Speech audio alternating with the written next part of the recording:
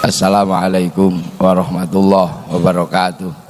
Bismillahirrahmanirrahim. Bismillah, alhamdulillah, wassalatu wassalamu ala rasulillah Sayyidina Muhammad ibn Abdillah wa ala alihi wa ashabihi wa azwajihi wa dhurriyyatihi wa ahli baitihi wa man tabi'ahum bi ihsan ila yaumil qiyamah. Bapak Rektor yang sangat kita banggakan, pengasuh santri 68.000, pesantren terbesar se-Indonesia. Kita ini mulai 1-2 tahun terakhir inilah ya, mulai ada tema baru, ngaji kebangsaan. Biasanya ngaji muludan, Agustusan. Ini ada tema baru, ngaji kebangsaan. Dan ini menjadi penting karena ini zaman milenial. Milenial itu lintas batas. Lintas batas pengetahuan, lintas batas kebudayaan, itu milenial. Orang Malang bisa berbudaya Eropa. Tidak lagi mengatakan aku cinta padamu, tapi I love you. Orang Malang bisa makan spaghetti, bahkan lebih spaghetti daripada orang Itali.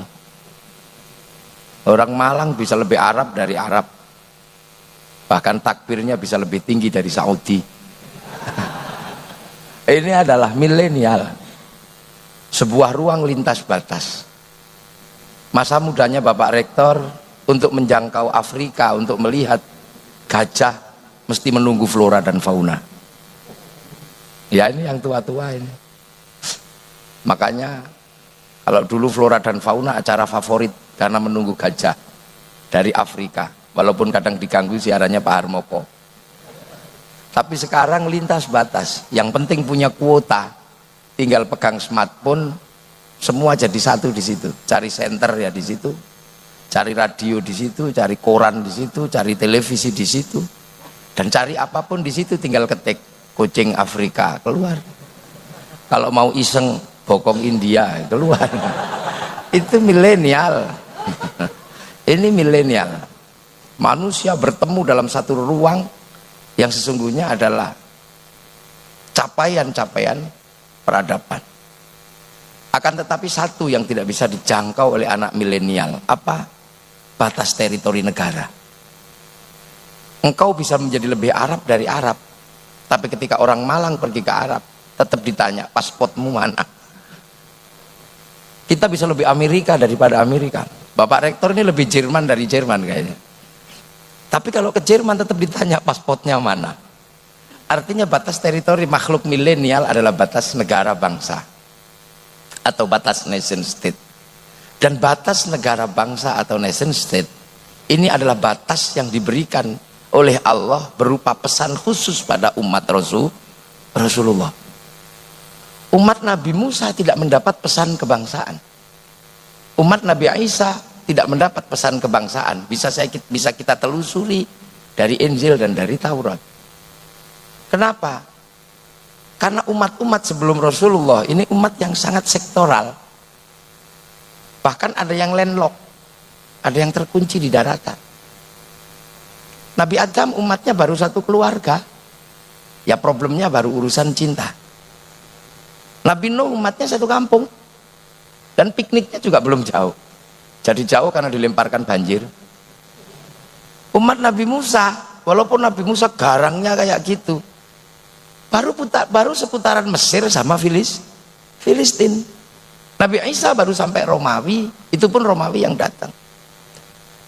Umat Nabi Musa belum sampai Malang, apalagi sampai Kangean belum. Kalau ada yang di Kangean. Tapi umat Rasulullah ini adalah umat yang sudah lintas batas. Ketika Rasul jadi nabi, seluruh dunia sudah ada isinya, sudah ada makhluknya. Dan makhluk di zaman Rasulullah sudah punya identitas bangsa. Makanya pesan waja'alnakum syu'uban wa qabaila cuman dikunci dengan satu kalimat, lita'arofu, agar kalian saling pengertian. Karena Rasulullah jadi nabi itu umatnya sudah macam-macam. Besar umat Nabi, zaman Nabi Adam itu gede, wong kadalnya aja segede dinosaurus. Besar memang. Iya, zaman Nabi Musa itu bulunya itu masih menusuk kain. Jadi Nabi Musa itu kalau pakai jaket itu bulunya keluar menusuk bajunya itu ya kayak landak gitu kira-kira lah. Tapi zaman Nabi Muhammad pergeseran manusia, lepas dari benua, lepas dari pulau, menghasilkan wajah dan bentuk yang sudah berbeda. Beda sudah, yang masih terkunci di Arab berubah, apa tetap cantik ganteng.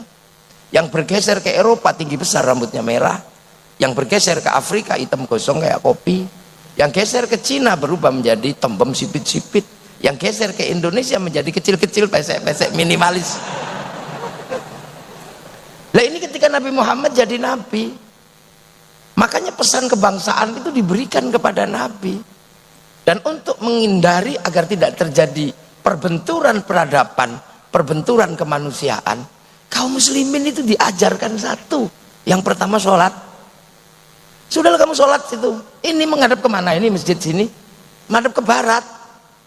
Gak boleh masjid di Indonesia menghadap ke timur, gak boleh. Masjid ke barat sana sholatnya. Karena di sana ada kiblat.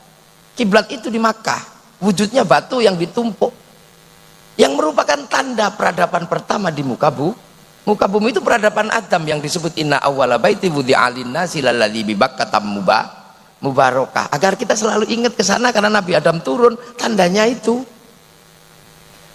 Untuk mengingat kita bahwa kita ini akan pulang ke kampung halaman, dan untuk mengingat bahwa kita ini alien yang pertama, itu aja.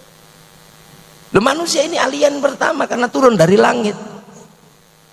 Ya makanya karena alien ya rakusnya luar biasa, pinternya luar biasa, memimpinnya luar biasa, dan bentuknya paling bagus, bong.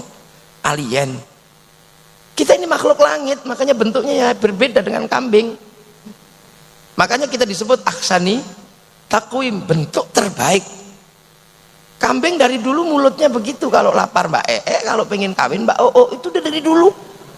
Tapi mulut manusia bisa ngomong, bisa bahkan tidak bunyi pun bisa ngomong. Nggak ahsani takwim, tangannya paling baik. Tangan monyet kalah sama manusia. Tangan monyet nggak bisa utek-utek upil, nggak bisa. Ngupil nggak bisa. Tangan manusia bisa. Ini ahsani takwim, bahkan bisa ngomong.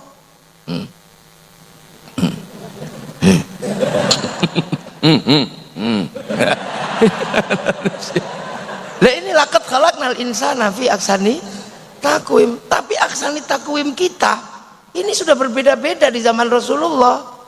Sudah pesek, masih cakep, macam-macam ahsani takwimnya. Lah kita kebagian ahsani takwim Indonesia ya minimalis begini. Nah maka agar manusia itu tidak lupa walaupun berbeda-beda, dulunya tetap satu. Jadi pelajaran Bhinneka Tunggal Ika itu sebenarnya pelajaran Islam pertama kali dulu. Walaupun kita berbeda-beda, kita dulu punya nenek moyang yang satu, Nabi Adam, Siti Hawa. Dan pertemuan Nabi Adam dan Siti Hawa disimbolkan dalam satu bentuk namanya Jabal Rahmah. Makanya kita ini disuruh tengok Jabal Rahmah kalau pergi haji, untuk mengenang masa lalu nenek moyang kita satu. Mau jadi Cina ya dari situ nenek moyangnya, mau jadi Arab ya dari situ, jadi Eropa juga dari situ, jadi Indonesia juga dari situ. Inilah prinsip dasar yang kemudian dikenal dengan ukhuwah basyariyah. Ini Islam ini sudah disiapkan untuk menjadi makhluk masa depan, untuk tidak tersandra oleh masa lalu. Jadi untuk menjadi manusia masa depan, Allah sudah bikin resolusi agar kaum muslimin tidak disandra oleh masa lalu. Makanya kita cuma diminta untuk saling pengertian gitu aja. Arab ya kita pengertian lah, cantik ganteng, nggak usah emosi, karena nggak ada air. Makanya dibikin cantik ganteng biar kalau nggak mandi ya tetap cantik, tetap ganteng gitu aja. Ya kira-kira begitu, nggak ada dalilnya. Dan karena ini bukan rukun iman, nggak usah dipercaya deh. Wong itu lita'arofu agar kalian saling pengertian. Cuman orang Depak memaknai saling mengenal, kurang pas kalau menurut saya. Bahasa saling mengenal untuk ta'aruf itu nggak pas. Karena apa? Bahasa Indonesia mati ketemu bahasa Al-Quran. Ini biasa dalam rumus ilmu linguistik itu ada begitu. Kekalahan satu bahasa karena kalah tua. Bahasa Indonesia sama bahasa Jawa kalah tua. Makanya bahasa Indonesia nggak sanggup menerjemahkan kunduran truk, nggak bisa. Nggak bisa. Dia mati dia. Pecirit gitu udah nggak bisa. Iya. Ini dalam tataran ilmu linguistik memang ada masalah. Makanya ketika bahasa Indonesia ketemu bahasa Arab mati. Lita'arofu bimakna saling mengenal, bukan saling pengertian. Karena kalau mengenal itu bisa menjadi masalah. Saya mengenal tikus tapi pengen mukul kepalanya aja. Saya kenal ular tapi pengen bunuh aja. Maka lita'arofu adalah saling pengertian. Eropa tinggi besar, rambutnya merah, kita pengertian aja. Karena di sana musim dingin. Kalau dibikin kecil kedinginan mati, itu aja.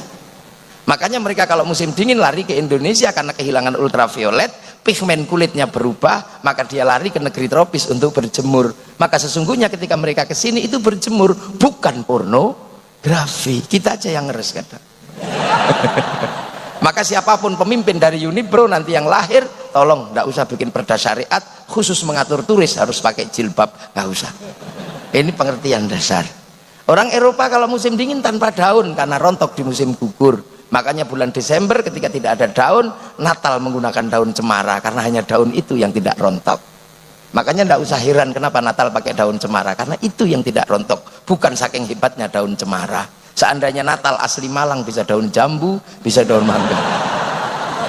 Makanya takmir masjid Raden Fatah tidak usah emosi. Jangan kau tanam cemara di depan masjid kami, itu pohon Kristen. Semenjak kapan pohon punya agama? Ini. Jadi Islam itu sudah dipersiapkan betul untuk menjadi manusia masa depan. Afrika kenapa hitam gosong? Tidak usah emosi. Allah menitipkan singa di Afrika, dibikin putih dikejar singa kelihatan. Lah kalau hitam tengkurap udah dianggap kayu kebakar, udah nggak kelihatan. Cina kenapa tembem sipit? Karena di sana ada musim dingin, salju turun, mataharinya keluar, silaunya luar biasa. Lama-lama ya begini silau.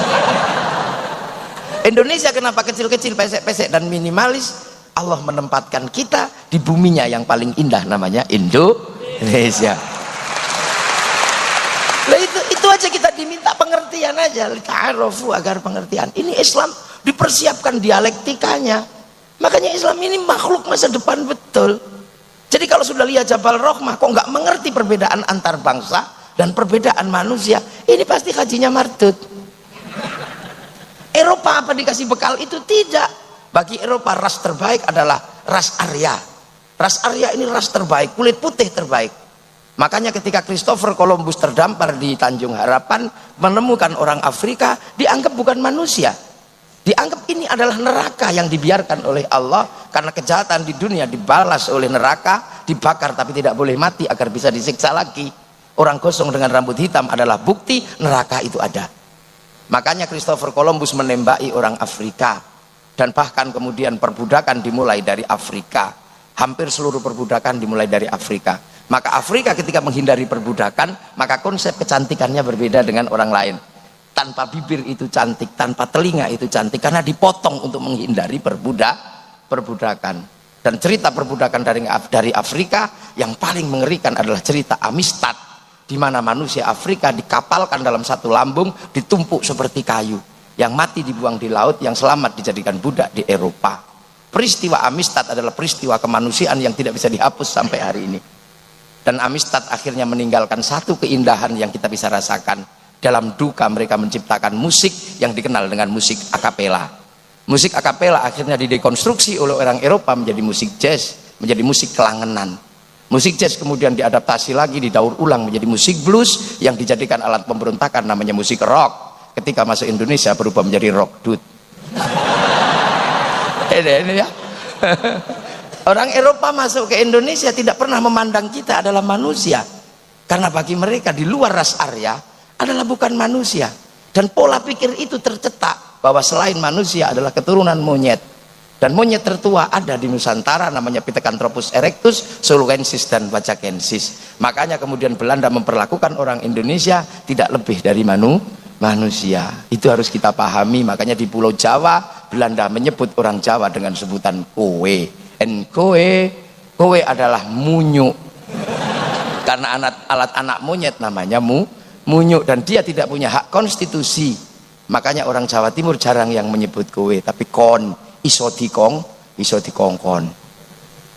Meningkat dikit yang punya hak konstitusi namanya sampean, karena kaki. Penjenengan kang jumeneng, sinuwun kang dimintai, ngarso dalam yang berdiri di depan manusia. Makanya jangan sebut temannya kowe, karena itu tinggalan Belanda, karena kita disebut Pithecanthropus Wajakensis Soluensis. Wah, ini lah. Jadi resolusi itu sudah dibuat. Maka dialektika kebangsaan Islam itu dialektika masa depan. Kemudian sejarah manusia ini hampir punah dan hilang. Allah mengutus Nabi Ibrahim untuk mencari jejak itu, dan jejak itu akhirnya ditemukan di sebuah lembah. Ketika jejak itu ditemukan, Nabi Ibrahim cuma melantunkan sebuah doa, Rabbana inni askantu min dzurriyyati biwadin ghairi dzi zar'in 'inda baitikal muharram Rabbana liyuqimus sholata waj'al afidatan minan nasi tahwi ilaihim warzuqhum minats tsamarati la'allahum yashkurun. Karena jejak ini ditemukan oleh Nabi Ibrahim, maka seluruh manusia bersepakat bahwa Nabi Ibrahim adalah Abul Anbiya wal Mursalin, dan sampai hari ini Nabi Ibrahim dikenal oleh seluruh manusia dengan nama yang berbeda. Ada yang mengenal Ibrahim dengan istri Syarah, ada yang mengenal Abraham dengan istri Sarah, ada yang mengenal Brahma dengan istri Saraswati. Orang Hindu mengenal Brahma, istrinya Saraswati. Orang Ibrahim mengenal istri Sarah, mengenal Abraham, istrinya Sarah. Sudah selesai di situ, ada resolusi konflik. Kemudian Nabi Ibrahim meninggalkan dua jejak kelahiran, yang satu berputra namanya Ishak, yang satu berputra namanya Ismail. Dari Ishak lahir Yakub atau Israel, dari Israel melahirkan sebuah bangsa namanya Bani Israel. Dari Bani Israel lahir Nabi Musa, melahirkan peradaban Yahudi. Dari situ lahir Isa, melahirkan peradaban Nasrani. Dan dari Islam dilahirkan dari peradaban Ismail, punya Nabi Muhammad Shallallahu Alaihi Wasallam, peradabannya Islam. Yang satu berpusat di Masjidil Haram, yang satu berpusat di Baitul Maqdis. Maka harus ada resolusi konflik. Resolusi konflik itu diselesaikan oleh Allah dengan mengangkat Rasulullah ke langit, minal Masjidil Haram ilal Masjidil Aqsa. Ini luar biasa persiapan Islam untuk menjadi agama masa depan. Dan agar simbol Ibrahim tidak hilang, maka kaum muslimin jejak Ibrahim diadakan dan dibiarkan utuh dan untuk dinapaktilasi. Bekas Nabi Ibrahim diabadikan dalam sebuah batu namanya Maqam Ibrahim. Jejaknya Nabi Ismail diabadikan dalam sebuah bentuk namanya Hijir Ismail. Lari-larinya Siti Hajar diingatkan dalam Sofa dan Marwah. Lempar setan dalam Jamarat Ula, Wusqa Aqobah, dan begitu seterusnya. Dan kaum muslimin mengambil alih simbol itu dengan ibadah haji.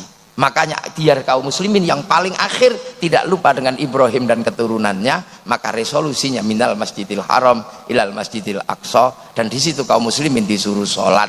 Dan di dalam sholat kemudian ada titik di mana kita harus rela antar perbedaan dengan satu saudara yang berbeda agama. Yang Muslim dengan cara Islamnya, yang Yahudi dengan cara Yahudinya, yang Nasrani dengan cara Nasraninya. Maka kemudian Islam, ajaklah mereka ke jalan Tuhanmu. Ud'u ila sabili rabbika bil hikmah. Ajak yang baik. Kalau nggak bisa ya sudah doakan. Karena sholat mengajarkan doa juga untuk mereka yang tidak bisa diajak. Doa itu dikenal dengan kama shallaita ala sayyidina Ibrahim wa ala ali sayyidina Ibrahim. Kama barakta ala sayyidina Ibrahim wa ala ali sayyidina Ibrahim. Luar biasa. Jejak masa lalu tidak menyandera kaum muslimin, karena kaum muslimin disiapkan untuk menjadi makhluk masa depan. Dan hari ini ketemu semuanya. Di era milenial ini ketemu antar bangsa. Orang Jepang tidak perlu datang ke Malang, tapi mic-nya hari ini saya pakai untuk pengajian. Orang Jepang tidak datang, orang Korea tidak datang, tapi Samsung-nya kita pakai setiap hari. Kita tidak perlu kedatangan orang Yahudi, tapi kita pakai uang yang dulu dikeluarkan oleh satu sistem yang namanya perbankan, yang dimulai oleh Rothschild Rockefeller ketika dia membuat sebuah bank namanya Bank Devisa New York, yang akhirnya menjadi bank yang paling berguna dan diandalkan oleh Amerika, berpusat di Wall Street Amerika, yang mengontrol seluruh sistem perbankan dunia. Sehingga kita kalau pergi haji pun harus menggunakan sistem perbankan, karena uang tidak mungkin dititipkan sama pilot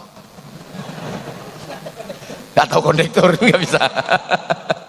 Kondekturnya ini mana ini? Ini dunia baru, dunia masa depan kaum muslimin sudah diselesaikan. Kita nggak bisa pergi haji dengan sederhana tanpa bantuan orang Yahudi, karena uang Yahudi dan pemikiran Yahudi mampu membuat Boeing dan Airbus, dan kita menggunakan pesawat, sehingga kaum muslimin kalau pergi haji tidak perlu berenang. Perempuan-perempuan kita sekarang menjadi cantik karena ditolong oleh sistem farmasi muka sama farmasi bau yang ada di Prancis, yang namanya bedak sama parfum. Bedak Malang ketinggalan zaman karena beras ditumbuk, belonteng semua. Ini masa depan baru, ini dunia. Para kiai ketika pakai peci, maka para kiai menggunakan peci buatan Cina. Ada banser, ada polisi, semua dibordir sehingga ada orang tahu ini polisi, ini banser. Kenapa dibordir? Ya karena kita biar tahu ini simbolnya siapa. Mesin bordirnya yang menyiapkan Cina, namanya mesin butterfly. You know.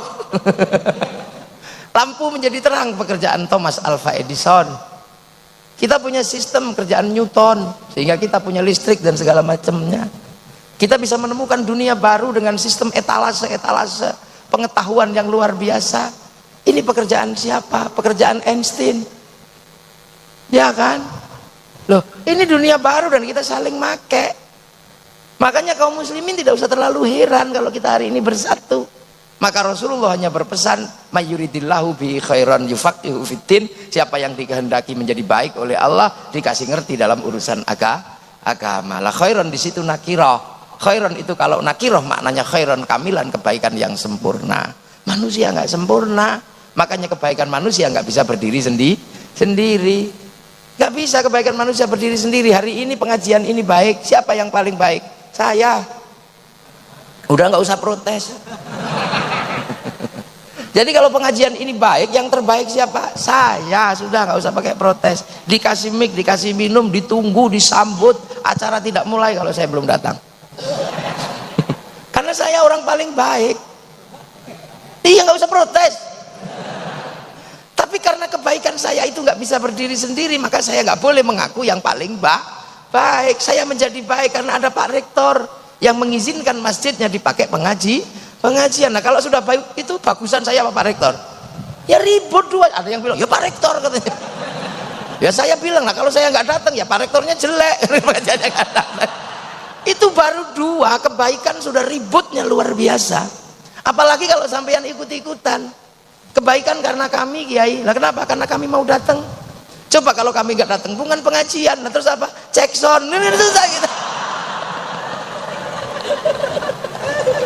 Loh, lihat kan. Nah kita bisa duduk di sini karena apa? Ada masjid. Yang bangun masjid siapa? Unibro, dapat duit dari mana? Dari negara. Maka kemudian kiai jangan kemudian sembrono. Kenapa? Tidak boleh kiai udik-udik sesuatu yang terkait dengan masjid. Masjid itu juga terkait sama rokok. Loh iya kan? Masjid terkait sama rokok. Karena rokok menghasilkan cukai 175 triliun masuk APBN. Dari APBN untuk bangun masjid. Loh ya toh. Maka kiai tidak sembrono, rokok haram, nggak bisa. Karena kalau rokok haram, cukainya haram, masuk APBN, APBN-nya haram. Untuk bangun masjid, masjidnya haram. Maka orang yang mengharamkan rokok dosa masuk masjid sini.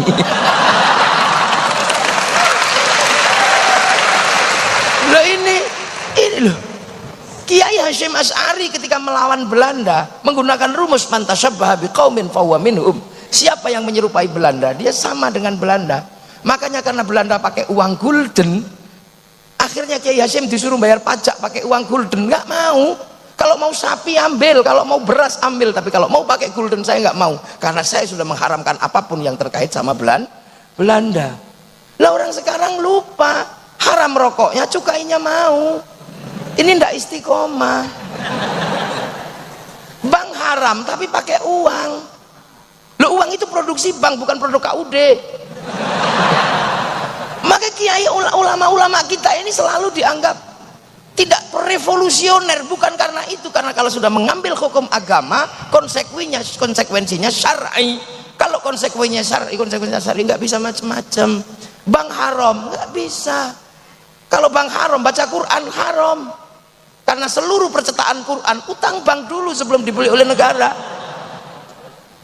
Jadi jangan sembrono ketika bikin hukum haram. Kami nggak suka, udah gitu aja. Nggak bisa. Ini loh Pak Rektor. Makanya dunia ini kalau dengan sistem yang ini, makanya jadi aneh.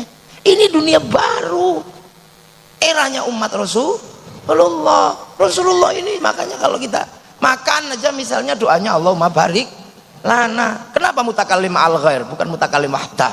Padahal seretan ya seretan sendiri. Karena makan itu nggak bisa sendiri, yang nanam berbeda, yang bikin bumbu berbeda, yang bikin kompor berbeda, yang ulek-ulek berbeda, yang bikin cowek berbeda. Kita nggak pernah ngerti ketika tukang cowek itu bikin cowek airnya kurang, dikencingi, kita juga nggak paham. Ini kehidupan. Makanya para ulama hati-hati betul ketika sudah terkait dengan umat Rasulullah akhir zaman. Nggak bisa masuk gereja kafir, itu nggak bisa lagi. Cleaning service-nya bagaimana? Tukang AC-nya bagaimana? Nggak bisa. Jangan begitu. Makanya kiai-kiai santri ini kadang dianggap tidak responsif, tidak revolusioner, padahal sedang menjaga agar umat tidak terjebak pada keharaman yang lebih panjang. Jangan dikira semua tahu lah kalau urusan itu loh. Ini umat Rasulullah, umat milenial. Maka tantangan milenial, jangan takut anak unibrow. Ketika dunia baru mengajarkan perbankan, di situ ada obligasi, di situ ada pertarungan finansial. Kita harus berada di situ untuk bertarung di situ.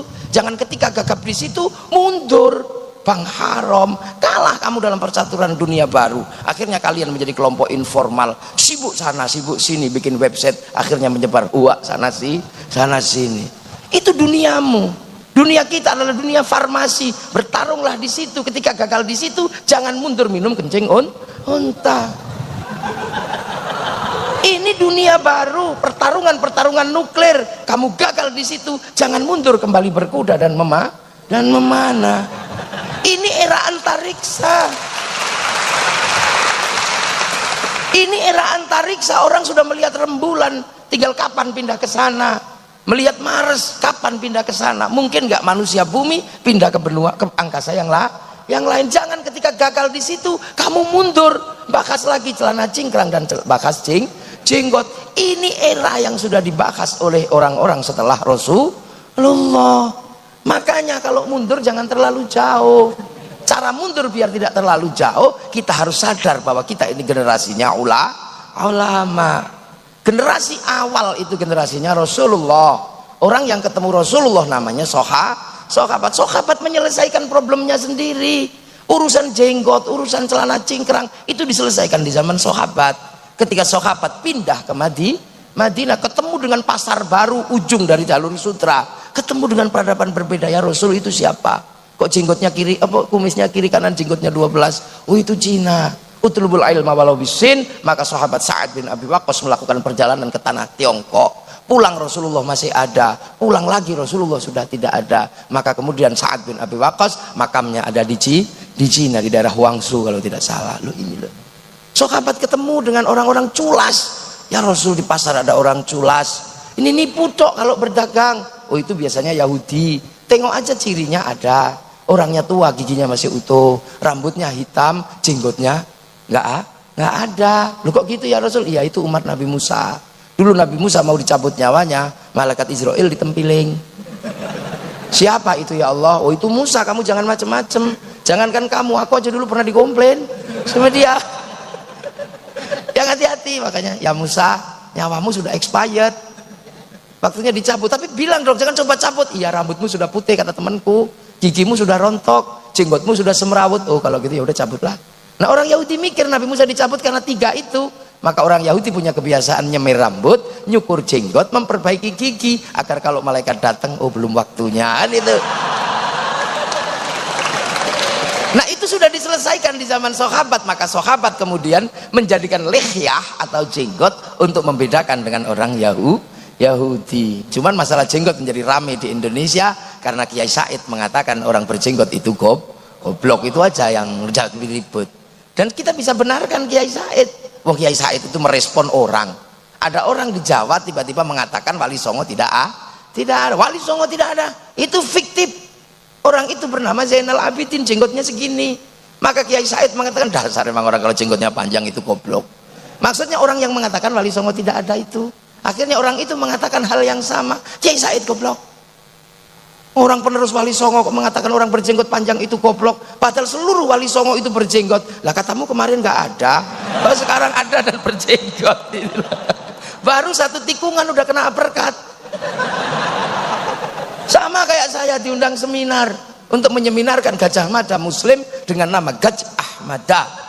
Saya datang tapi saya nggak mau ngomong. Saya cuma membuka pembicaraan saudara-saudaraku, aneh. Saya nggak mau ngomong kalau Gajah Mada itu bernama Gajah Mada, karena bagi saya kalian aneh. Saya ini mendoakan orang mati, kamu bilang tidak sampai, bahkan musyrik. Lu kok sekarang kamu malah ngislamkan orang mati?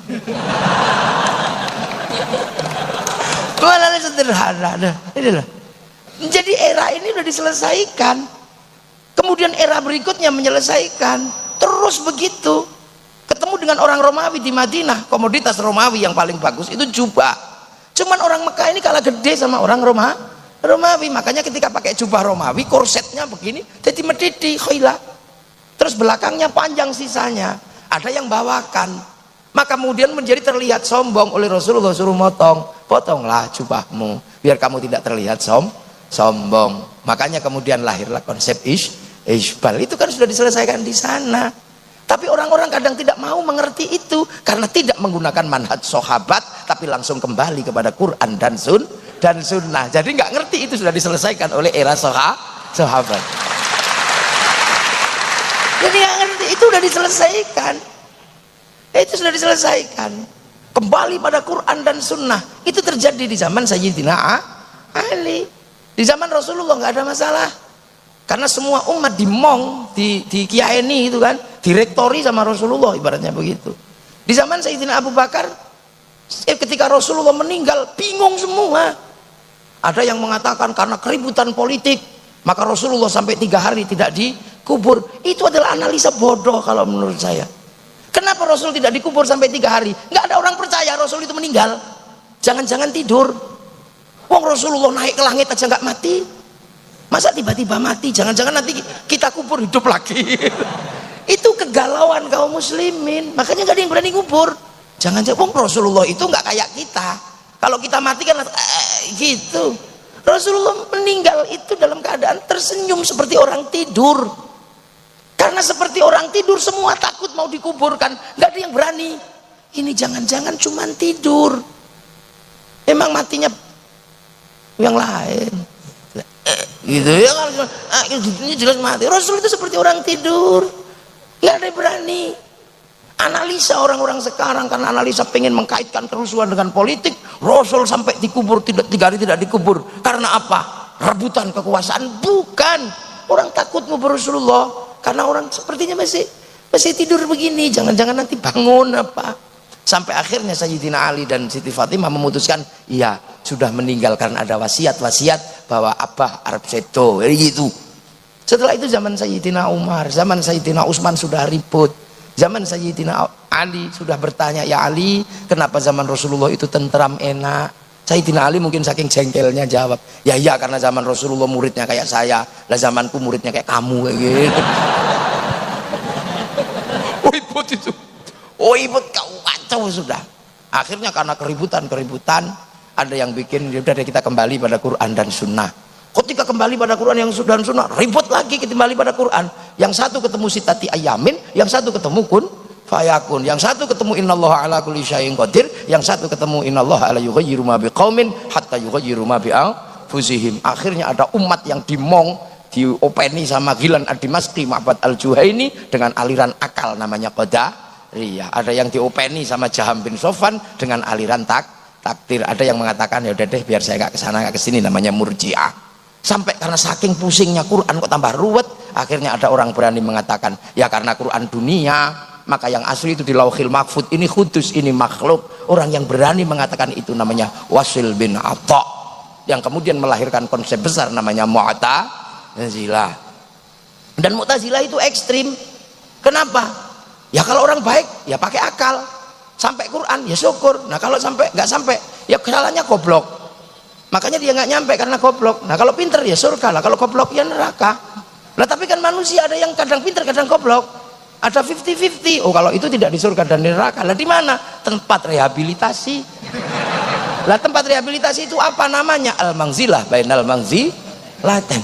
Urusan-urusan seperti ini sebenarnya semua sudah dilewati oleh para sahabat di generasi sahabat, berbeda dengan generasi tabi'in.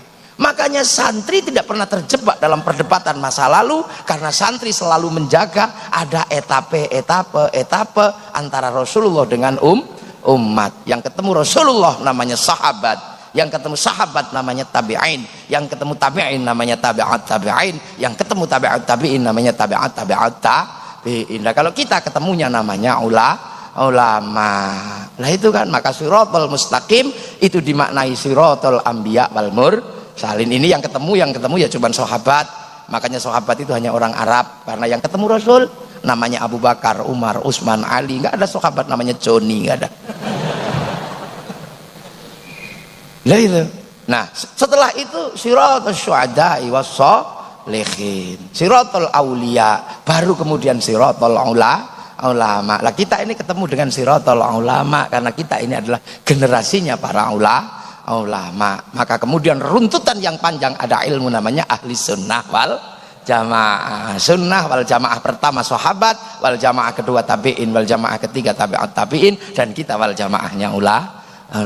Makanya santri tidak pernah bermasalah karena tahu ini peristiwa. Nah, yang bermasalah itu siapa? Yang lupa dengan jalan yang panjang, langsung kembali kepada Rasulullah. Mesti konslet semua kalau ini sudah terjadi. Dia lupa era madhab sudah dibicarakan, era tabi'in sudah dibicarakan. Makanya santri enak bahwa kita muridnya ulama, al ulama warasatul anbiya, pewaris. Namanya pewaris kan dari ditanya, dari mana warisanmu? Kalau sampean nanya, saya dapat warisan dari mana? Dari orang tua saya. Orang tua saya diwarisi dari guru-gurunya. Diwarisi dari siapa? Dari Kiai Fakih. Kiai Fakih diwarisi dari siapa? Dari gurunya Kiai Abdul Hadi. Kiai Abdul Hadi diwarisi siapa? Kiai Hasyim Asy'ari. Kiai Hasyim Asy'ari diwarisi siapa? Kiai Asy'ari, Kiai Soleh, Kiai Khalil. Lah Kiai Asy'ari dari mana? Dari Kiai Khairon Purwodadi. Kiai Khairon diwarisi ilmu dari mana? Dari Kiai Abdul Wahid Solotigo. Murid siapa? Murid Kiai Abdul Halim Boyolali. Murid siapa? Kiai Sufyan Tuban. Murid siapa? Kiai Jabar Tuban. Murid siapa? Kiai Abdurrahman Lasem. Murid siapa? Kiai Abdul Halim Benowo. Murid siapa? Kiai Cokrojoyo Sunan Geseng. Dia murid siapa? Dari Sunan Kalijaga. Dia murid siapa dulu? Murid Sunan Bonang. Murid siapa? Murid Sunan Ampel. Bang Ampel murid siapa? Mbak Ibrahim Asmoro Kondi. Murid siapa? Sayyid Jumadil Kubro atau Sayyid Jamaluddin Al-Husaini Al-Kabir. Itu murid siapa? Sayyid Muhammad. Murid siapa? Sayyid Ahmad Jalaluddin. Murid siapa? Sayyid Abdul Malik.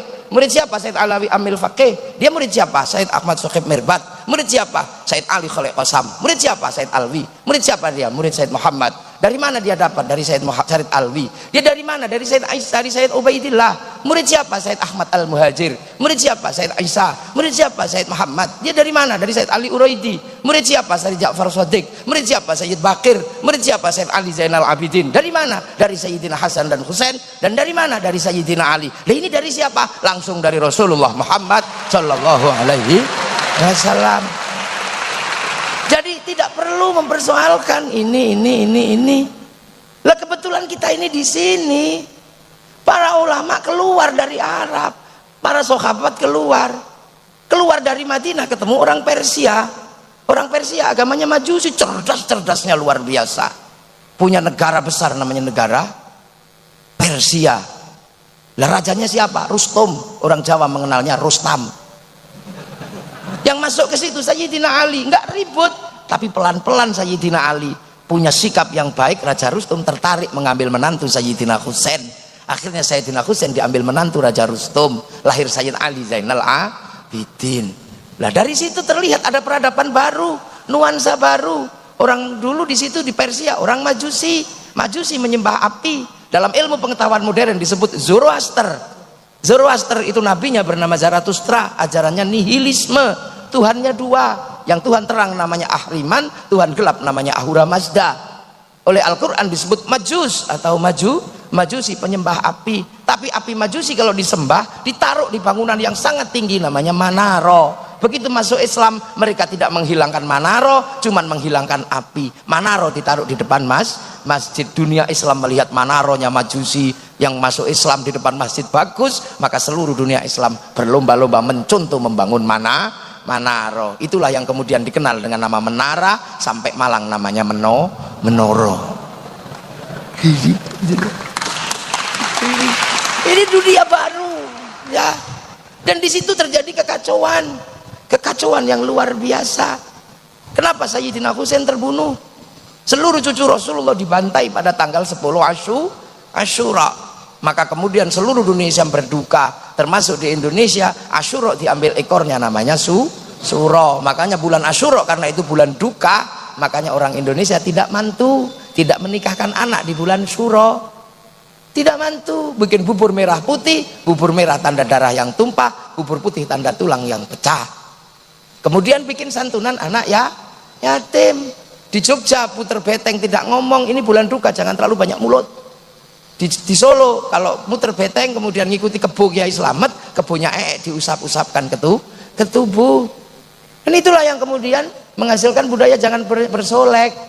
Karena ini bulan Asyura, bulan Suro. Lah orang Jawa itu kalau kepanjangan kan diambil ekornya aja. Zainal Abidin Bidin, Zainal Arifin Ipin, Muhammad Mat, itu kan biasa. Mat Ali, Mat Karim, Mat Solar. Lah, tapi bagi orang yang tidak mengerti, ini kena korban hoa. Apa hoanya? Orang Jawa tidak mantu di bulan Suro karena hormat Nyi Roro Kidul mantu. Ini hoa. Hoa dari mana? Hoa dari Belanda. Ketika Belanda menyuruh seorang santri yang kere, yang tidak punya kekayaan apa-apa, nggak tahan, akhirnya ikut Belanda, namanya Abdullah atau Abdullah. Dia disuruh nulis 2 serat, yang satu serat Darmo Gandul Kadoloco, yang satu bernama serat Sabnoyo Genggong. Sabdo Palonoyo Genggong dibuka dengan cerita yang nyerang Majapahit adalah Raden Fatah. Mumpung ini namanya masjidnya Raden Fatah. Ya, yang nyerang Majapahit itu Raden Fatah. Artinya dia anak durhaka karena menyerang bapaknya. Bukan. Yang diserang Raden Fatah adalah Girindrawardhana, musuh Brawijaya V. Kenapa Girindrawardhana memusuhi Brawijaya V? Karena Girindrawardhana adalah cucu dari orang yang bernama Jaya Katuang. Jaya Katuang itu siapa? Yang bunuh Kertanegara. Dan Jaya Katuang dibunuh sama menantu Kertanegara yang namanya Wijaya, yang akhirnya bergelar Brawijaya di sini. Hebat dia, istrinya 4.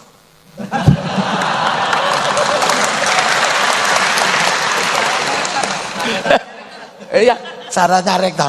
Tapi nggak boleh. Kalau Pak Rektor ini orang gini. Iya, muwahhidin. Enggak, lah itu. Lah Brawijaya mendirikan Majapahit, punya anak namanya Jaya Negara. Itu, tapi Jaya Negara direbut sama Kuti dan Semi, kemudian Kuti Semi dibantai oleh Tribuana punya anak Hayam Wuruk melahirkan generasi berikutnya termasuk Brawijaya V. Jadi ini dan di era-era Majapahit inilah bangsa Indonesia, bangsa Nusantara punya kerajaan Majapahit di era ini yang mampu menaklukkan 2/3 dunia.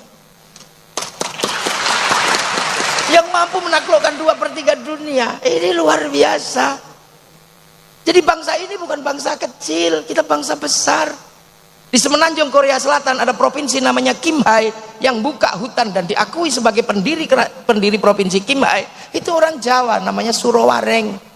Nggak ada Surowareng orang Korea Selatan. Kita bangsa besar. Nah itu dibalik ceritanya. Lah siapa sih Jaya Katuang itu kok begitu dendamnya sama keturunan Majapahit? Jaya Katuang adalah keturunan Kertajaya. Kertajaya adalah Raja Kediri yang dibunuh oleh Kenarok tahun 1222 pada perang Ganter. Kenarok mendirikan Singasari, Singasari melahirkan Kertanegara, mampu menaklukkan Mongolia. Bangsa yang mampu menaklukkan Mongolia adalah bangsa Nusantara. Jadi jangan menganggap kita bangsa kecil, gitu loh. Nah itu dibalik sama si Sabdo Palonoyo Genggong ini, yang nyerang Majapahit adalah Raden Fatah. Yang kedua adalah serat Darmo Gandul Kadoloco, ini serat Purno. Darmo Gandul ya mengsak Darmo Gandul, artinya telur 2 itulah. Gandul di mana? Di Gadoloco. Gadoloco itu gadul melonco. Olok-oloknya orang Jawa kalau Islam itu sunat, gadule melonco, nggak ada kulitnya. Maka Darmo Gandul Gadoloco kalau sempurna hidupnya harus ketemu dengan Dewi Perjiwati. Farji adalah dalan bayi, kan gitu. Nah saat mencari Dewi Perjiwati melewati Laut Selatan, ketemu Nyi Roro Kidul mantu di bulan Suro. Makanya orang yang menganggap orang ini tahayul bahwa orang Jawa karena menganggap Nyi Roro Kidul mantu korban hoa. Nah. Jadi kemudian inilah menjadi cerita sejarah besar bahwa cucu-cucu Rasulullah yang di sana kehilangan tanah air karena diusir dari jazirah sana. Nggak punya lagi Makkah, nggak punya Madinah, terusir ketemu dikit dibunuh sama keluarga Yazid bin Muawiyah. Maka kemudian menjauh keturunan ini, sampai kemudian Said Ali Zainal Abidin pun anak Said Bakir punya anak namanya Sayyid Ja'far. Said Ja'far itu udah nggak kuat di sana, maka curhat sama kakeknya, Allahumma sholli ala sayyidina Muhammad wa ashghilil zalimin bizzalimin wa akhrijna min bainihim salimin wa ala alihi wa sahbihi ajma'in. Aku udah gak kuat mbah, gitu. Biarlah orang yang rusuh itu ditempur sama-sama orang rusuh. Wa akhrijna min bain, keluarkan aku dari orang-orang seperti ini. Maka menjauhlah. Punya anak namanya Sayyid Ali Uraidi, menjauh punya anak Sayyid Muhammad, menjauh punya anak Sayyid Aisyah, menjauh punya anak Sayyid Ahmad Al-Muhajir yang hijrahnya luar biasa jauh, maka bergelar Al-Muhajir. Punya anak Sayyid Aisyah, punya anak Sayyid Ubaidillah, punya anak Sayyid Alwi, punya anak Sayyid Muhammad, punya anak Sayyid Alwi, punya anak Sayyid Ali Khaliq Qasam, punya anak Sayyid Ahmad Sokib Mirbat, punya anak Sayyid Alawi Amil Faqih, punya anak Sayyid Abdul Malik sampai Mongol, punya anak Sayyid Ahmad Jalaluddin sampai Campa, punya anak Sayyid Muhammad sampai Pasir, punya anak Sayyid Jamaluddin Al-Husaini Al-Kabir masuk ke tanah Nusantara, punya anak Sayyid Ibrahim Asmorokon dipindah Tuban, punya anak Raden Rohmat Sunan Ampel. Loh, inilah ya. Lah ini maka kemudian ketika ketemu dengan bangsa baru, karena pengalaman pahit di sana, ketemu dengan bangsa Nusantara yang sangat maju, maka para ulama ini tidak ribut, nabrak Majapahit mati. Karena ini negara kuat, negara besar, secara ekonomi mapan, secara politik mapan, secara agama mapan, seluruh peradabannya maju. Dan susah untuk diceritakan surga. Kalau diceritakan surga, air mengalir Nusantara, air mengalir di mana-mana. Diceritakan tentang perempuan yang indah dinikahi banyak. Orang Jawa susah kalau punya istri banyak, karena istri satu aja cerewetnya luar biasa. Kenapa? Karena perempuan di sini mandiri. Di Arab perempuan tidak mandiri karena urusan kehidupan tergantung laki-laki, berburu laki-laki, berperang laki-laki. Di sini hampir seluruh pekerjaan malah perempuan, metik teh, metik kopi, ya malah perempuan. Makanya perempuan ditinggal laki-laki di sini mandiri, nggak ribut, karena bisa hidup tanpa laki. Paling kalau beranak aja ya nggak bisa. Maka di sini mandiri. Ceritain surga dari susu, orang sini nggak suka minum susu. Diceritani madu, di setiap luang ada madu di sini. Maka kemudian yang dihadapi adalah bangsa yang besar, bangsa dengan dialektika yang sangat maju. Makanya jangan pernah membayangkan bangsa ini bangsa kecil. Eropa punya kisah cinta yang namanya Romeo Juliet. Orang Cina punya kisah cinta namanya Sampai Engtai. Orang Arab punya kisah cinta Kais dan Laila. Bangsa kita punya kisah cinta Andi Lumut, Panji Asmoro Bangun. Di sana punya laki-laki yang kuat namanya Samson. Di sini punya laki-laki yang kuat namanya Bandung Bondowoso. Di sana punya ibu tiri yang kejam namanya Cinderella. Di sini punya bawang putih, bawang merah. Di sana punya kura-kura ninja, kita punya kancil nyuriti. Apa bedanya? Jadi jangan kemudian kita ini selalu dikatakan bangsa jelek.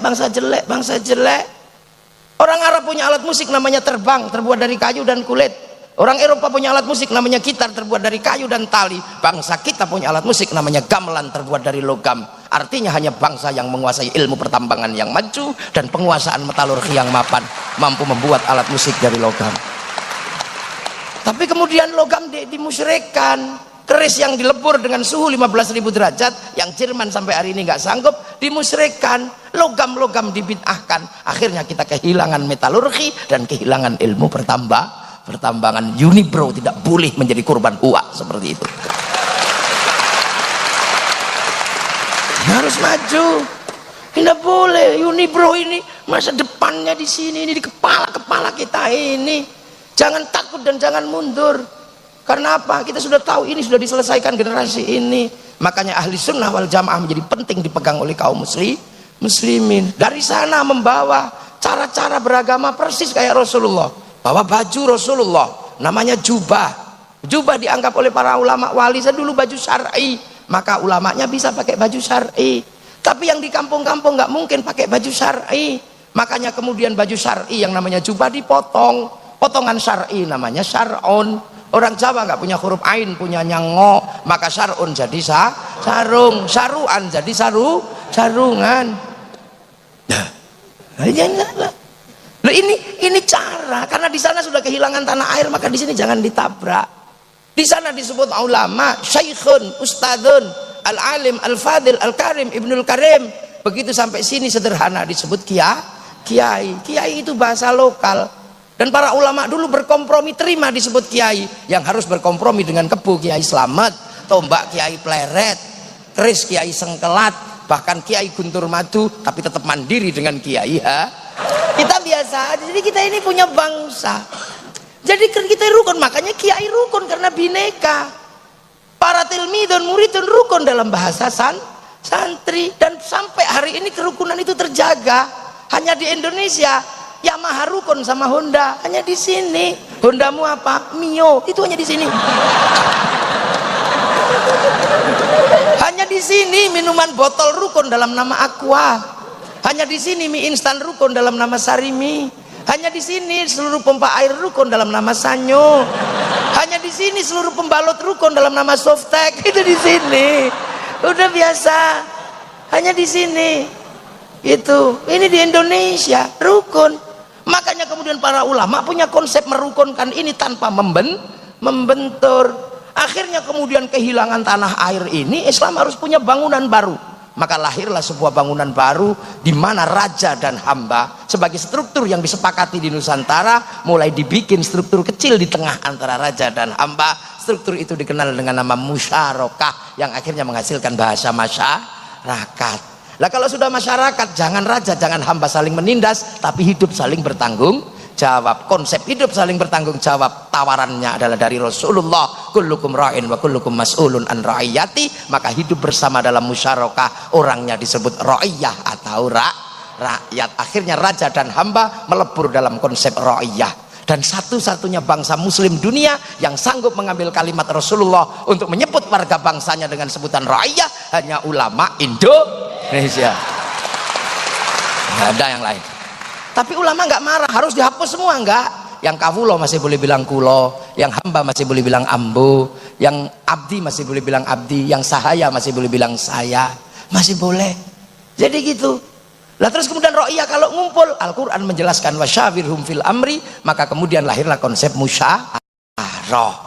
Lah kalau musyawarah jangan menang-menangan sendiri. Al-Quran mengajarkan tafassahu fil majalis fafsahu yafsakhillah, maka ruang musyawarah namanya majelis. Ngangkat pemimpin standarnya wasi'a kursiyyus samawat, maka kedudukan pemimpin disebut kursi. Sunan Ampel nata ini semua. Datuk Ribandang dikirim ke Sulawesi, Aryo Abdillah dikirim ke Palembang, Hatib Dayan dikirim ke Kalimantan. Lahirlah sistem ro'iyah, sistem musyawarah, musyarakah. Kemudian ini bersatu, Belanda datang dilawan secara bersama-sama. Belanda pergi, daerah yang merupakan konsep para wali bersatu dalam sebuah nama wilayah. Artinya al-wali meninggalkan wilayah, dan wilayah itu dinamakan Negara Kesatuan Republik Indonesia. Makanya kalau ada pertanyaan kenapa Arab satu bangsa bisa pecah menjadi puluhan negara, kenapa Eropa satu bangsa bisa pecah menjadi puluhan negara, tapi kenapa Nusantara yang puluhan bangsa mampu bersatu dalam satu negara? Karena ada santri, ada kiai. Ini jawabannya.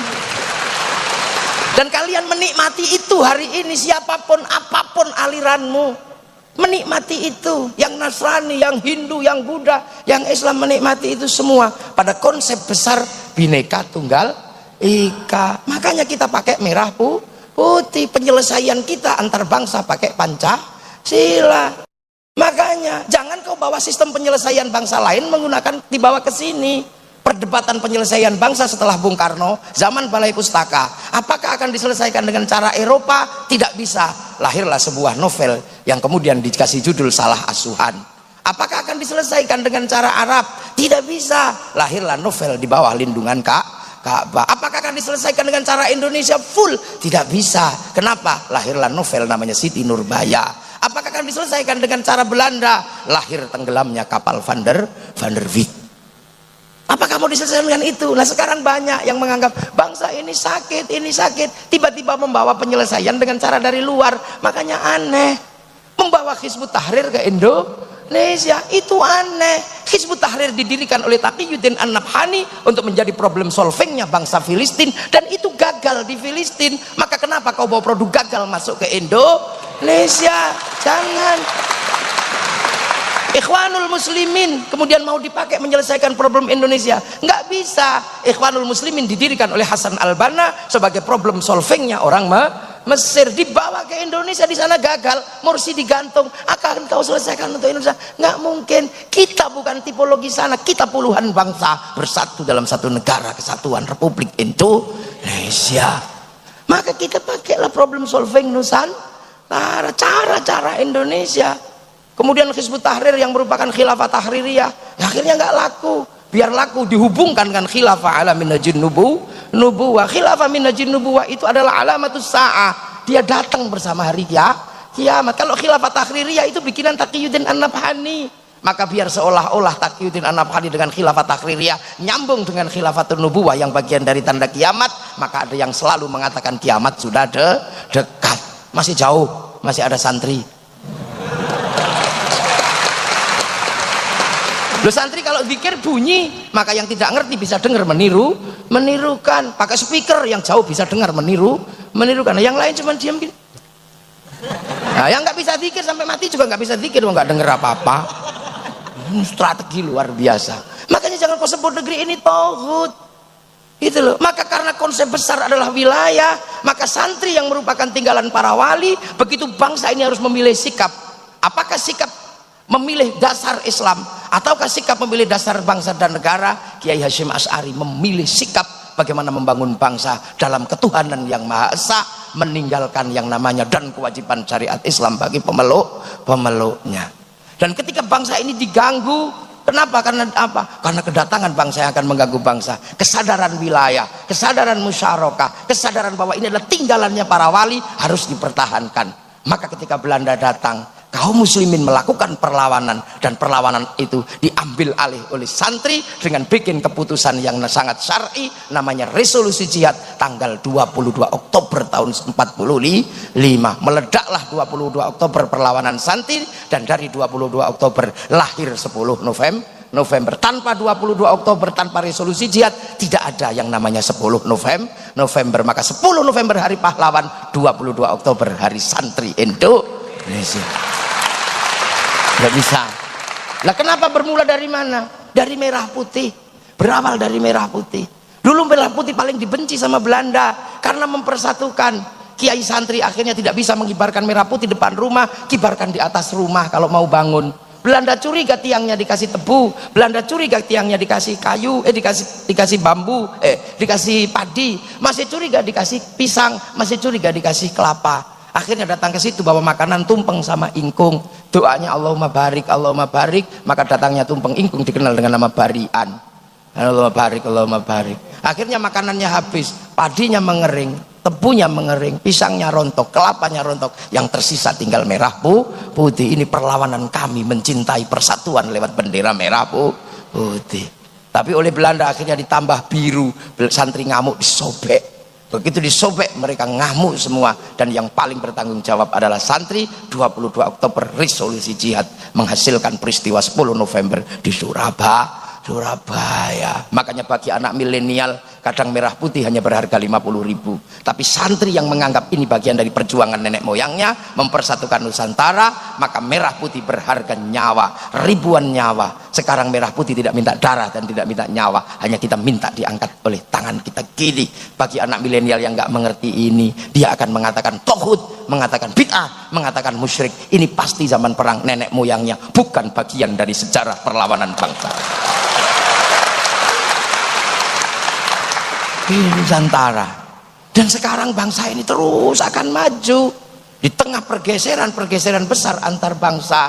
Ketika bangsa ini merdeka, bangsa ini disuruh memilih setelah Hitler jatuh tahun 48, karena Amerika sama Soviet terus berperang, mau ikut mana? Bung Karno tidak memilih ke kiri atau ke kanan. Akhirnya kemudian Bung Karno dijatuhkan. Sampai di eranya Pak Harto, kiri dan kanan masih terjadi Amerika sama Soviet. Dan hari ini pertarungan besar Amerika sudah mulai diruntuhkan oleh kekuatan baru namanya Shanghai Corporation. Anak-anak mahasiswa pasti tahu itu. Shanghai Corp adalah negara baru yang bangkit setelah kelompok yang menyebut dirinya United Kingdom, United States. United Kingdom, United States dulu bangkit karena punya minyak dari negara Arab namanya Aramco. Maka setelah Aramco tidak lagi mensuplai, maka kemudian negara-negara kecil-kecil ini mencari minyak dari negara Syiah, negara Sunni, lahirlah kelompok besar namanya Shanghai Corporation. Amerika emosi, maka kemudian sumber minyak Shanghai Corporation diantem dengan isu Syiah Sunni. Maka kita mengenal isu Syiah Sunni, tapi proses itu gagal. Kenapa? Karena Indonesia nggak terlibat. Coba Indonesia terlibat dalam konflik itu, pasti jadi. Karena santri terbesar ada di Indonesia. Kalau santri nggak terlibat, apapun pasti gagal urusan Islam. Ada orang mengharamkan anjing, gagal. Menghalalkan anjing, gagal. Anjing masih banyak karena santri nggak ikut. Coba santri ikut menghalalkan, cari anjing 2 hari sudah nggak ada. Seandainya santri ikut, santri nggak ikut. Makanya itu. Nah, pergeseran ini milenial sudah langsung bertarung. Amerika mengatakan ini nggak bisa, harus diantem ini. Yahudinya emosi. Saya sudah ikut Nata Dunia dalam teori-teori baru, advokasi baru. Kenapa kamu perang? Maka 8 triliun dolar ditarik dari bank devisa New York. Hasilnya Amerika mesti mengeluarkan obligasi. Yang beli siapa? Kelompok Shanghai Corp.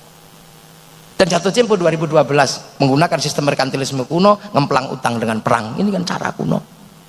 Ya kan? Nah sudah. Nah sekarang udah bergeser pertarungan ini. Lah bangsa ini mau berada di titik mana? Ya ini sedang pertarungan. Cina sudah berani mengambil WhatsApp dengan WeChat. Cina sudah berani mengambil Amazon dengan Alibaba, mengambil Facebook dengan QQ atau Renren. Kita belum berani apa-apa. Pertarungan saham kita masih kalah dengan Singapura dan Malaysia. Karena Singapura dan Malaysia diberikan 1 jam lebih awal dari jam Jakarta oleh Greenwich, dan itu pelanggaran. Sana jam 10, kita baru jam 9. Artinya bursa efeknya buka 1 jam lebih awal, sehingga saham yang baik habis di sana, yang jelek masuk Jakarta. Maka keseringan kita gagal clearing di situ. Dipikir dong, ini mahasiswa ya. Sampean kan mahasiswa. Maha itu sudah nggak bisa ngatur, tidak ada yang bisa ngatur. Makanya yang bisa ngatur hanya maha guru. Lah ya makanya bener. Di kampus ada maha guru, ada mahasiswa. Makanya ada orang nanya, kamu dari Malang? Iya. Apa pekerjaanmu kok bajunya bagus? Oh saya dosen. Oh dosen. Apanya letkol? Oh letkol tentara, kalau dosen kan ngajar. Ngajar siapa? Ngajar mahasiswa saya. Oh berarti kamu guru? Iya saya guru, gurunya mahasiswa. Lah ya orang guru kok ngakunya dosen. Lah ini. Jadi kalau kita berbicara tentang kontekstualisasi resolusi jihad, sesungguhnya adalah berbicara tentang kemandirian bangsa, tidak terjebak oleh kiri dan kanan, tidak terjebak oleh yang lain, tapi mampu menata bangsa ini ke depan. Bukan mengambil sesuatu dari luar untuk terus kita jadikan barang-barang yang rongsokan di dalam negeri. Malaysia sadar betul rongsokan Timur Tengah yang merupakan kelompok teroris bawa ke Malaysia, terjebol Malaysia melahirkan Azhari dan siapa, dan Nurdin Top. Akhirnya Malaysia sadar, pakai ISA, Internal Security Act, dan kembalikan bangsanya kepada si Upin dan si Ipin. Udah gitu aja. Diajarkan si Upin, kamu tidak boleh lupa masa depanmu bersama anak-anak India. Si Upin dan si Ipin dikenalkan dengan tokoh kecil namanya Jarjit. Dia nggak boleh lupa ada anak-anak Cina, harus kenal dengan tokoh kecil namanya Mei Mei. Dia nggak boleh lupa ada anak-anak Indonesia, harus kenal dengan Susanti. Tapi dialektika ini tidak mungkin berjalan tanpa seorang guru. Maka yang mengatur dialektika itu bernama cikgu, dan dikembalikan dari spaghetti ke ayam goreng. Ini cara sana.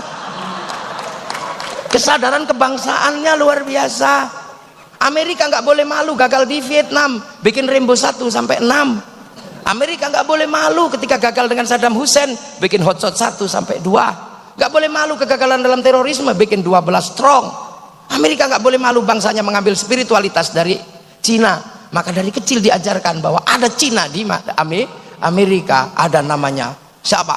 American Kungfu, American Shaolin.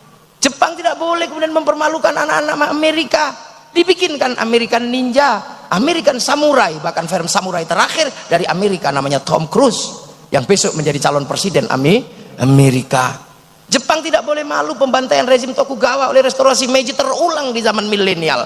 Anak-anak kecilnya diajarkan sesuatu yang sederhana dengan judul Samurai X, dengan tokohnya Rory Kenshin atau si Kenji Himura. Ini cara bangsa. Jadi kontekstualisasi yang namanya resolusi jihad sesungguhnya adalah membawa bangsa ini mau kemana?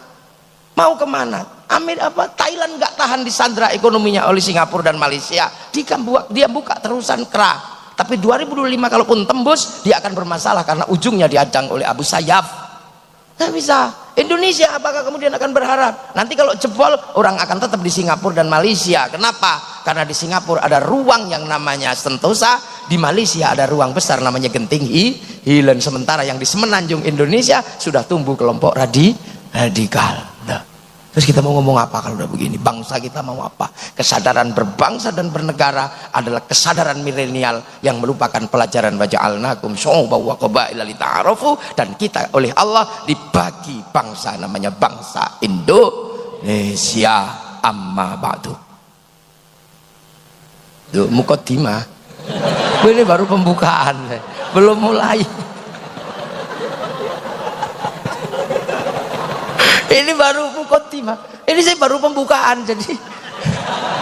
Nah, makanya Islam santri selamat karena al-muhafadzatu 'alal qadim sholeh wal akhdhu bil jadidil aslah. Makanya anak-anak baru ini tolong pahami, yang kalian lakukan itu sudah kuno dan sudah diselesaikan oleh para pendahulu. Tentang celana cingkrang, tentang cingut, udah selesai, itu lama dulu.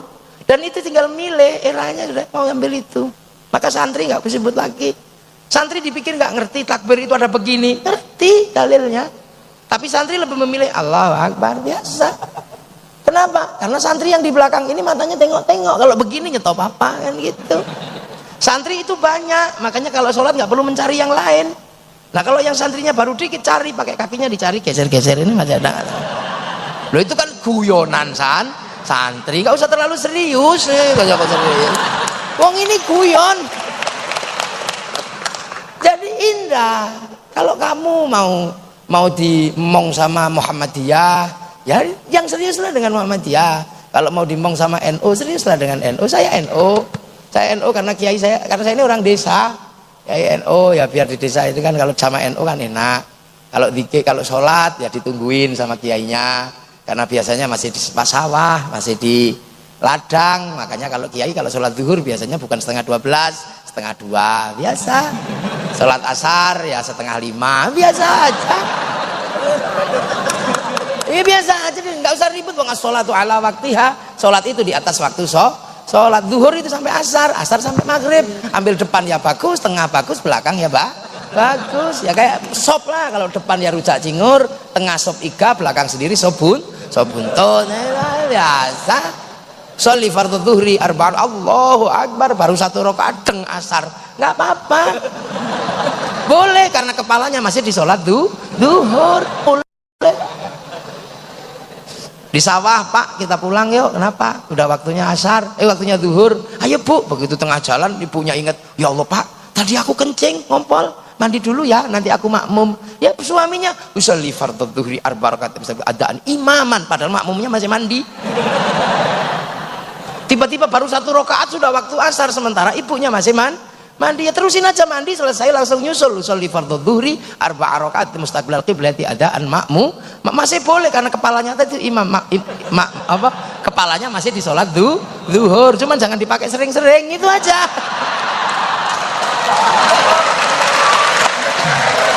Loh itulah. Lah makanya kiai itu kalau telat ya ditunggu. Rabbana Rabbana. Kalau masih nggak datang ya capek ya, tombo hati. Wong pegel ya nambani atine dhewe ya. Kalau udah nggak tahan ya diuruki jangan luar biasa. Santri indahnya luar biasa. Kehidupan ahli sunnah wal jamaah. Terus Allahu Akbar. Ya Allahu Akbar pakai sarung ada cantolannya ya. Ya kenapa santri kalau longak-longok? Ya karena sinyalnya jauh. Kalau di Mekah kan sinyalnya deket, maka khusyuk. Lah ini kan sinyalnya jauh. Ada bakso aja sinyalnya hilang. Allahu Akbar, ono ting ting bakso. Sholli Allahu Akbar. Bismillahirrahmanirrahim. Sabbi isma rabbikal a'la alladzi khalaqa fasawwa walladzi qaddara fahada. Lama ini. Udah biasa. Maka habis sholat pakai zikir untuk nambal bocor gini-gini itu. La ilallah. Sahabat itu kalau zikir diem. Ya kita juga ngerti mau sahabat murid Rasulullah. Tingkat online-nya tinggi, pulsanya banyak. Di dekat Rasulullah, masuk wifi-nya Rasulullah. Apalagi kalau di tethering. Masuk. Lah di sini kuotanya mindri begini. Ya. Lah, ya tidur kalau lah ini kan cara. Puasa sama aja kalau puasa sama khaitil abyadi khaitil aswadi. Cuman kalau santri kalau keluar rumah nggak khusyuk lihat jambu, lihat mangga. Arab khusyuk karena keluar rumah lihat padang pasir. Siapa yang pengen makan padang pasir kan? Maka daripada kamu nggak khusyuk tidur. Akhirnya kemudian ada dalil terkenal naumuso imin tidur orang puasa itu ibadah. Akhirnya kiainya sepi, mau tidur semua. Ya ke pasar beli mercon. Akhirnya bulan Ramadan dar. Nggak usah marah karena bagi santri mercon adalah perangkat ahli sunnah wal jamaah. Biasa riang gembira santri itu kalau bawa Islam. Malam kalau kemudian di kampung ya doktek sahur ora sahur sakarepmu. Haji ya di alun-alun Malang, labbaik Allahumma hajjan, kain ihram niat beneran, Ka'bahnya triplek. Kalau sudah waktunya berangkat ke Surabaya diantar sama orang sekampung yang pergi haji masuk asrama, yang nganter belok kebun binatang Surabaya. Biasa. Indah bener Islamnya santri itu. Nih ya, tidak ketemu Rasul maka ya sholawatan biasa, nggak ketemu. Kalau sahabat ya assalamualaikum ya Rasulullah. Lah kalau orang sini ya Kanjeng Nabi Muhammad lahir neng Mekah dinone Senin 12 mulut tahun gajah. Udah. Yang santri ya marhaban ya nurul aini marhaban jandal husaini la marhaban santri. Wassalamun mustamirun kulakini ada jannat santri tuwek ngono ya. Halo ya Nabi salam. Yang seneng isyari ya tanakel atau biasa. Yang ibu-ibu ya ya Rasulullah salamun alik dadadeng ya kan. Duhai senangnya pengantin baru itu. Iya lagi putus cinta ya Nabi salam alaika ya Rasul salam alaika. Kan itu lagu putus cinta ya narep cerita karo sapa. Yang Sunda ya kayak Sunda ya Rasulullah salam salamun alik eslila cece Sunda. Yang orang Kalimantan Selatan ya Rasulullah salamun alik ya Rafi'a syani wa darajiat fatayat ratal alami ya uhailal ju diwal karomi kota baru gunungnya babi. Itu muridnya santri, muridnya ulama. Kalau ketemu Rasul pasti lucu. Assalamualaikum ya Rasulullah. Sahabatku. Nah yang dari Malang ya Rasulullah, yang dari Kalimantan Selatan ya Rasulullah salamun alaik. Dari mana? Dari Kota Baru. Lagu apa itu? Kota Baru gunungnya Bamega. Ya Nabi salam alaika. Dari mana? Malang ya. Loh kenapa? Karena kita ini yang dirindukan Rasulullah. Suatu ketika sahabat biasanya bawakan air lupa, sahabat lupa, maka Rasulullah mengeluarkan mukjizatnya, dari tangan beliau keluar air, ada yang mandi, ada yang minum, ada yang apa. Setelah itu Rasul nanya, iman siapa yang paling baik di antara kalian? Menurut kalian? Iman Rasul, aku ketemu Allah. Kalau iman biasa aja. Malaikat, ya apalagi malaikat ketemu Allah gak punya nafsu jelek, ya imannya bagus. Sahabat ya Rasul, sahabat kan ketemu aku, pantas saja. Iman siapa sih ya Rasul yang paling baik? Iman umatku nanti di zaman akhir yang tidak pernah ketemu aku tapi percaya dan beribadah aku, dialah yang kurindukan besok di hari kiamat.